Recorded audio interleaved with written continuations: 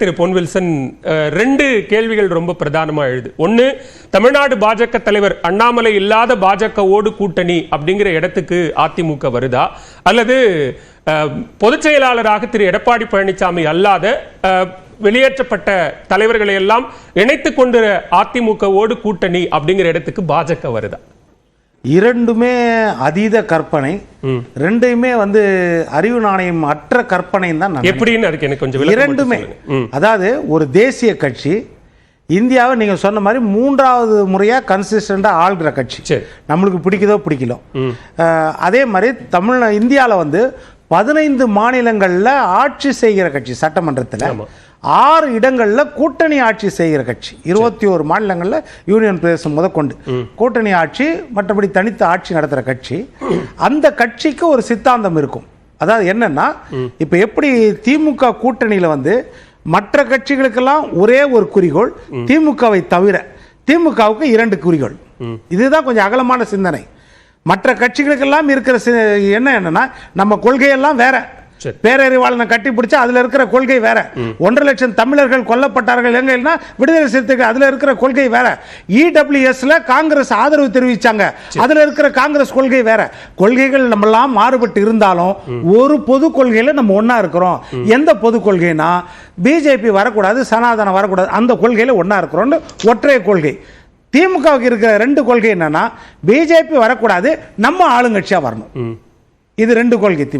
அதே மாதிரி தான் அதிமுக பக்கம் எடுத்துக்கிட்டீங்கன்னா, பிஜேபி இன்றைக்கு என்ன நினைக்கிறாங்க அப்படின்னா, ஒரு பொது கொள்கையில் நாம எல்லாம் ஒன்னா சேரலாமே எதிர்கட்சிகள். அந்த பொது கொள்கை என்ன அப்படின்னா, திமுக என்ற தீய சக்தி ஆட்சி மறுபடியும் வரக்கூடாது. அந்த பொது கொள்கை. அந்த இடத்துல மெகா ஒரு பிரதான கட்சியாக இருக்கிற அதிமுக 2 கொள்கை இருக்கிறது. என்னன்னா, திமுக என்ற தீய சக்தி வரவும் கூடாது, அதே நேரத்தில் நாம ஆட்சிக்கு உட்காரணும். 2 கொள்கை. இப்ப திமுக கூட்டணியில் எப்படி இருக்குதோ பொது கொள்கைகள், அதே மாதிரி அதிமுக கூட்டணியில் ஒரு பொது கொள்கைக்கு ஒரு பரிணாம வளர்ச்சியில எல்லா கட்சிகளும் ஒன்னா சேரலான்ற ஒரு பொது எண்ணத்தில் பிஜேபியும் நினைக்குது, அந்த எண்ணத்தில் நினைக்குது. ஆனால் அதிமுக அதுக்கு உடனடியாக உடன்பட்டு விட்டதா அப்படின்னா, அது இன்னும் காலம் இருக்கிறது. அந்த வியூகத்தை இப்ப வெளியே சொல்ல வேணாம். ஏனென்றால் அதையே உருட்டி பாஜக அதை வெளிப்படையா சொல்லிட்டாங்க, அதிமுக தான் சொல்லல. இல்ல, அதுதான் சொல்றேன். பிரதான கட்சி உள்துறை அமைச்சர் அமித்ஷா நான் சொன்னது போல சந்திப்புக்கு பிறகாக ட்வீட் போட்டு எக்ஸ் பக்கத்துல அவருடைய சொல்லிட்டார். அதற்கு பிறகு ஒரு நேர்காணல்ல நாடாளுமன்றத்தில் அவர் பேசின போட்டிருந்தாரு. அதே நேரத்தில் ஒரு நேர்காணல்ல பேசும்போதும் அதிமுக பாஜக கூட்டணி தொடர்பான பேச்சுவார்த்தை நடைபெற்றுக் கொண்டிருக்கிறது அப்படின்னாரு. அதை அட்ரஸ் பண்ணி மாநில தலைவரும் அவர் அமித்ஷா அவர்கள் சொன்னதுதான் கூட்டணி தொடர்பான விவகாரத்தில் இறுதி நிலைப்பாடு அப்படிங்கறதையும் சொல்லிட்டார். இல்ல, சொல்லாதது அதிமுக. அதான் நான் சொல்ல வரேன். ஒற்றை கொள்கை இருக்கிற கட்சிகள் தங்களுக்கு பாரம் இல்ல உடனே சொல்லிடுவாங்க. இரட்டை கொள்கை இருக்கிற கட்சி நிதானத்தோட அது தகுந்த சமயத்துல சொல்லலான்றதுக்காக இருப்பாங்க. மற்றபடி அழுத்தம்ன்றதோ இதெல்லாம் மிகைப்படுத்தப்பட்டது. அப்படிப்பட்ட அழுத்தம் பிஜேபி கொடுக்கணும்னா ஏன் 2024 கொடுக்கல? இதே மாதிரி தான் நம்மளும் 2024 பேசியிருந்தோம். என்னன்னு அதெல்லாம் ஒரு 6 மணி நேரம் கூட அதிமுக பிஜேபி விட்டு இருக்க முடியாது. அடுத்த நேரம் எடப்பாடி ஜெயிலுக்கு போயிடுவாரு. இதுதான் எல்லாரும் பேசியிருந்தாங்க. ஆனா 2024 கூட்டணி உருவாகல இல்லையா?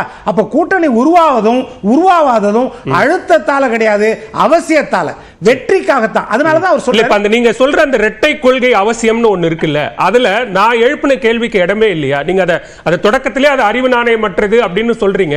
ஆனா அதுக்குள்ள ரொம்ப தெளிவா அதுக்குள்ள போவே மாட்டேங்கிறீங்க. ஏன்னா இங்க மாநில தலைவர் அப்படி தொடர்கிறார் என்று சொன்னால், இங்க நான் போட்டியிலே இல்ல அப்படின்னோ நான் தொண்டனாக தொடர்வேன் அப்படிங்கிறதையோ சொல்ல வேண்டிய தேவை தமிழ்நாட்டில் இல்ல. இரண்டாவது, எடப்பாடி பழனிசாமி அவர்கள் உள்துறை அமைச்சர் அமித்ஷாவை சந்தித்த பிறகாக முன்னாள் அமைச்சர் செங்கோட்டையனோ அல்லது அதிமுகவினுடைய மூத்த தலைவர்களான தம்பிதுரை, சி.வி. சண்முகம் போன்றவர்களோ மத்திய அமைச்சர்களை சந்தித்து பேச வேண்டிய தேவையே இல்லை. அப்ப இது ரெண்டும் நிகழ்கிறது என்று சொன்னால் அந்த அறிவு நாணயமான கேள்வி எழத்தான் இல்லை. இது நிகழும். இதே கடந்த தேர்தல் அப்போ பாட்டாளி மக்கள் கட்சியை சேர்ந்த 4-5 எம்எல்ஏக்கள், நீங்க இது நம்ம அதிமுகவை சேர்ந்த எம்எல்ஏக்கள் சி.வி. சண்முகம் முதற்கொண்டு தைலாபுரத்தில் போய் ராமதாஸ் ஐயாவை பார்க்கும்போது இந்த விமர்சனம் வரல. அதே பாட்டாளி மக்கள் கட்சி எம்எல்ஏக்கள் எடப்பாடியாரை பார்க்கும்போது இந்த விமர்சனம் வரல. அதாவது தேர்தல் நேரத்தில் கட்சியின் சார்பாக போவார்கள், அது பேச்சுவார்த்தை நடத்துவார்கள். ஆனால் அந்த வியூகங்கள்லாம் வெளியே சொல்ல மாட்டாங்க. அதிமுக பாஜக தலைவர்களை பார்க்கிறதும் பாமக அதிமுக தலைவர்களை சந்திக்கிறதும் ஒண்ணா? எல்லாம் ஒண்ணு தானே. அதுதான் சொல்றேன், கொள்கை வேறு. தேர்தல் நேரத்தில் வெற்றிக்கான வியூகம் அவ்வளவுதான். அந்த வியூகத்தை வகுக்கிறதுக்கு எல்லா விதத்தையும் பயன்படுத்துவார்கள். அதுதான் ராஜதந்திரம் அப்படின்றது தான் முக்கியம். இப்ப நீங்க கூட அண்ணாமலை சொன்னீங்க என்னன்னா, ஒரு தேசிய கட்சி ஒரு தனிப்பட்ட தலைவரை வந்து அவரை நம்பித்தான் கட்சி இருக்கும்ன்றது இருக்காது. தேசிய கட்சி அதுவும் பிஜேபி போன்ற ஒரு சித்தாந்த கட்சி வந்து பெரிய அளவில் தனிநபர் துதிப்பாடு வந்து பெரிய அளவில் இருக்காது. இப்ப கொஞ்சம் இருக்கலாம். மோடி அவர்களை நம்ம பார்க்கிறோம், நம்ம இல்லைன்னு சொல்ல தமிழ்நாட்டில் அண்ணாமலை பார்க்கிறோம். இப்ப அண்ணாமலை கூட நான் போட்டியில் இல்லைன்னு சொல்றாருன்னா அதுல ஒரு மறைபொருள் பொருள் கூட இருக்கலாம். மாநில தலைவருக்கு நான் போட்டியில் இல்லைன்னு சொல்றாருன்னா மாநில தலைவருக்கு போட்டியே இல்லைன்றது கூட இருக்கலாம். அதுதான் ரவீந்திரனும் சொல்றாரு. தலைவர் தேர்வுக்கு பிறகு சந்திக்கலாம் பேசலாம்னா அவர்தான் பேசறாருன்னு சொல்றாரு. தனிப்பட்ட நபரை வைத்து காழ்ப்புணர்ச்சி வைத்து கூட்டணி இருக்காது. ஏனென்றால் கடந்த காலத்துல கூட கூடா நட்பு கேடாய் முடிந்தது, என் மகளை வருடக்கணக்கில் காங்கிரஸ் சிறையில் வைத்திருந்தது, என்னுடைய ஒரே மகளின்னு சொல்லிட்டு அதற்கு பிறகு கூட்டணி வந்துச்சு. அதனால இதெல்லாம் நடக்கும். அப்ப மாநில தலைவராக அண்ணாமலை அவர்கள் அதிமுக மேலும் அதிமுக தலைவர்கள் மேல முன்வைத்த எந்த விமர்சனங்களும் பொருள் கொள்ளப்படாது. அது பொருள் கொள்ளப்படும். வைகோ எப்படி ஸ்டாலின் மேல விமர்சனம் வச்சாரோ அதே விமர்சனம் பொருள் கொள்ளப்படும். அந்த பொருள் எப்படி மக்கள் ஏத்துக்குவாங்களோ அதே மாதிரி இதையும் ஏத்துக்குவாங்க. அவ்வளவுதான். நம்ம கடந்த காலங்களில் பாத்தீங்கன்னா ரெண்டு பக்கம் கூட்டணி. அந்த நேரத்தில் வந்து தேர்தல் நேரத்தில் தேர்தல் வியூகம் அதுதான் முக்கியம். அந்த தேர்தல் வியூகம் எப்படி அமைக்கிறது, வெற்றி வியூகம் இருக்கிறதா அதை தான் பார்ப்பாங்க. கூட்டணி உறுதியாயிச்சா இறுதியாயிச்சான்னு சொல்ல முடியாது. அதாவது ஒன்னாவே இருக்கிறோம் சொல்றவங்க திமுக சைடுல ஒன்னாவே இருப்பாங்கன்னு சொல்ல முடியாது. அதே மாதிரி அதிமுக சைடுல பிரிந்து தான் இருக்கிறோம் அப்படின்னு சொல்றவங்க பிரிந்து இருப்பாங்கன்னு சொல்ல முடியாது. அது தேர்தல் நேரத்தில் தான் முடிவு எடுக்கப்படும். இதுல வந்து நெருக்கடி அழுத்தம் அப்படிங்கிறதுக்கோ அல்லது சமரசம் அப்படிங்கிறதுக்கோ எதுவுமே இடம் இல்லை அப்படிங்கிறீங்க. நிச்சயமாக இருக்காது. அதாவது ஆக்கப்பூர்வமான சமரசங்கள் இருக்கலாம் ஒழிய அழியக்கூடிய சமரசங்கள் எந்த ஆக்கப்பூர்வமான சமரசம். ஆமா, ஆக்கப்பூர்வமான சமரசங்கள் பண்ணுவாங்க. அதாவது ஒரு பொது தொகுதி கொடுக்கல எவ்வளவு நாள் கேட்டோம், ஆனா சமரசம் பண்ணிக்கணும்.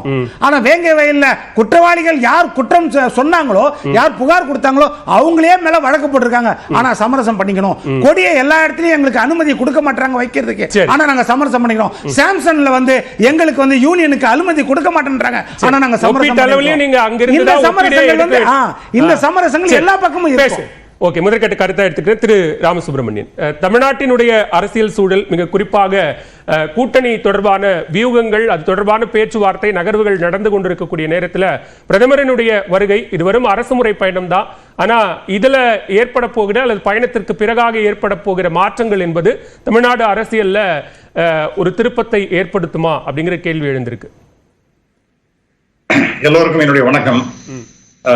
நண்பர் ஸ்ரீராம் சொன்னது போல பிரதமர் வருகை அப்படிங்கிறது வந்து அரசியல் ரீதியாக ஒரு பெரிய மாற்றத்தை ஏற்படுத்த போவது இல்லை. அது வந்து ஒரு முக்கியமான நிகழ்வு. அதாவது ஒரு ப்ராஜெக்ட்ஸ் எல்லாம் வந்து மக்களுக்கு அவர் அர்ப்பணிக்க போகின்றார், அதுதான் முக்கியமாக இருக்கும். ஆனால் இது ஓரளவு பொலிட்டிக்கல் ரீசன்ஸ்னால முக்கியத்துவம் பெறும். ஏனென்றால் திரு அமித்ஷா அவர்களை திரு இபிஎஸ் அவருடைய டீம் எல்லாரும் போய் சந்தித்து இருக்கிறார்கள். அதற்கு பிறகு தொடர்ந்து அதிமுகவை சேர்ந்தவர்கள் எல்லாரும் திருமதி நிர்மலா சீதாராமனையும் அமித்ஷாவையும் பார்த்து கொண்டே இருக்கின்றார்கள். ஆகவே இந்த அரசியல் நகர்வுகள் என்பது டெல்லியிலே ஏற்பட்டு கொண்டிருக்கின்றது. நாளைக்கு பிரதமர் இங்கே வரும்பொழுது அப்ப